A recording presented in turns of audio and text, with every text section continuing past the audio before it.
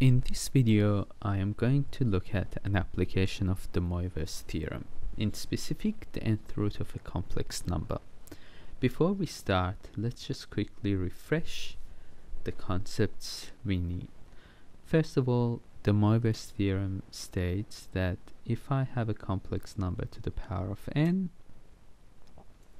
then that in modulus argument form, that would be r cis theta to the power of n, and that's the same as r to the n cis n theta. The other point to recall is that, for example, if the question wants you to find the fifth root of 3, we can rewrite this as x to the 5 equals 3. So this is in a real number system. So now let's look at an example, a basic example involving the nth root of a complex number. Find the fifth root of let's pick -1. Now we are talking complex numbers, so this really means -1 plus 0i. So just as we stated earlier, what we are going to write is, rather than write the fifth root of -1 equals z, we are going to write z to the power of 5 equals -1. So that would be r to the 5 cis 5 theta equals -1. Or we could think of this as -1 times 1. So why would I write that? Because now I can equate the r to the 5 to the 1 in the brackets, the cos 5 theta to the real part, and the sine 5 theta to the imaginary part. Alright. At this stage, I am going to draw an Argand diagram to explain what is happening.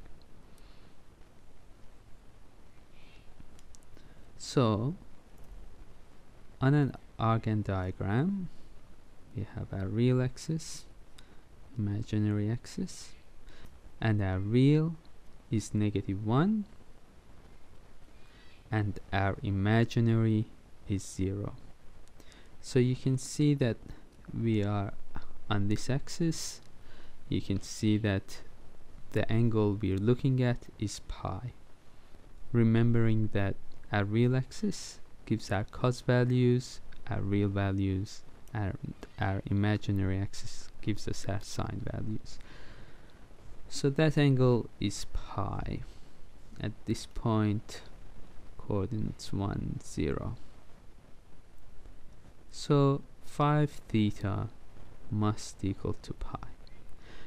Now there are two ways of continuing from this point on. One is to look at the graphs, look at the diagram, and then work from there, and the other is to go through it algebraically.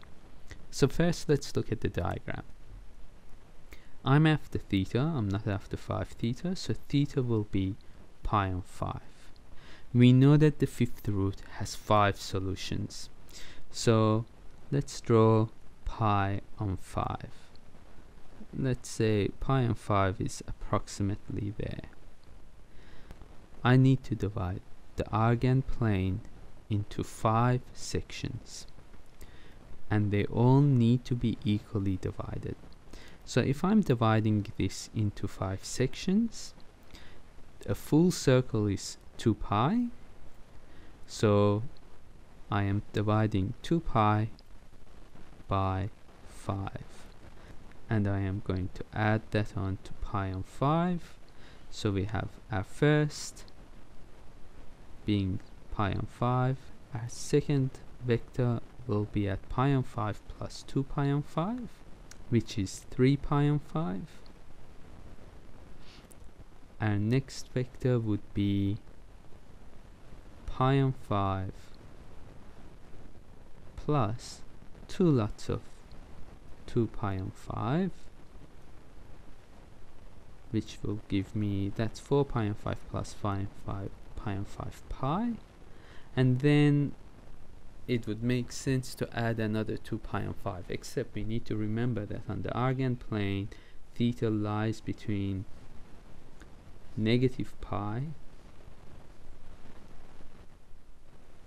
and pi, so I can't go bigger than pi, so I now need to take away 2 pi on 5, so that would be pi on 5 minus 2 pi on 5, which will give me negative pi on 5, and pi on 5 minus 2 lots of 2 pi on 5, which would give me 1 minus 4, negative 3 pi on 5.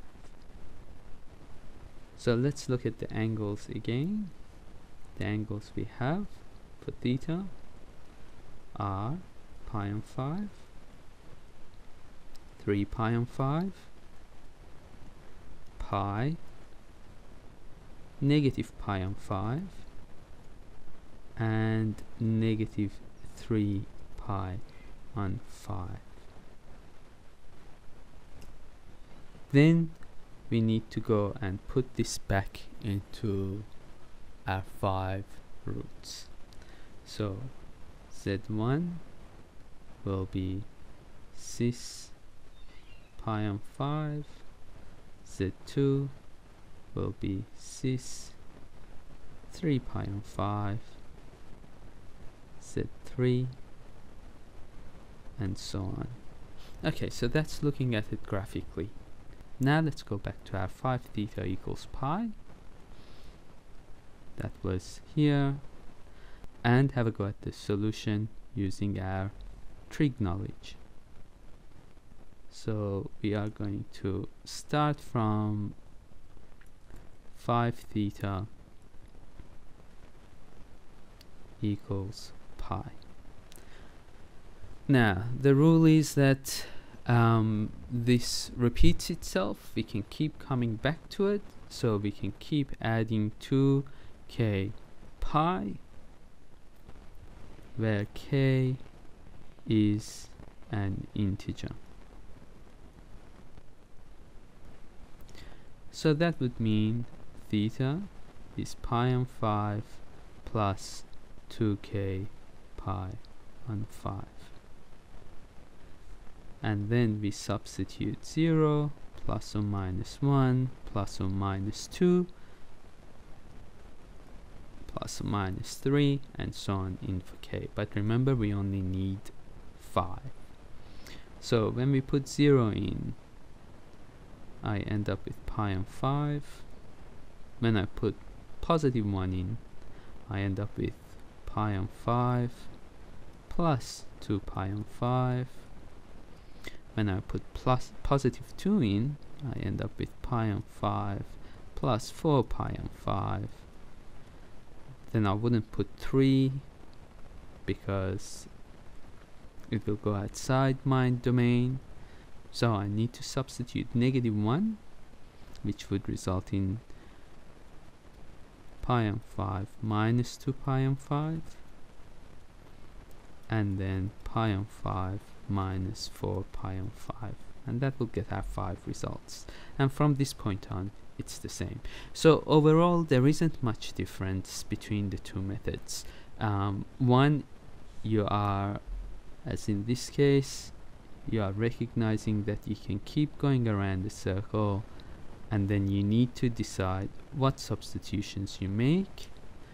The other way of looking at it is to look at the argand diagram, recognize that you need to divide the argand plane into 5 sections, which would therefore result in taking 2 pi and dividing by 5, and then we keep adding lots of 2 pi on 5s, or taking away lots of 2 pi on 5s until we get the right number of solutions.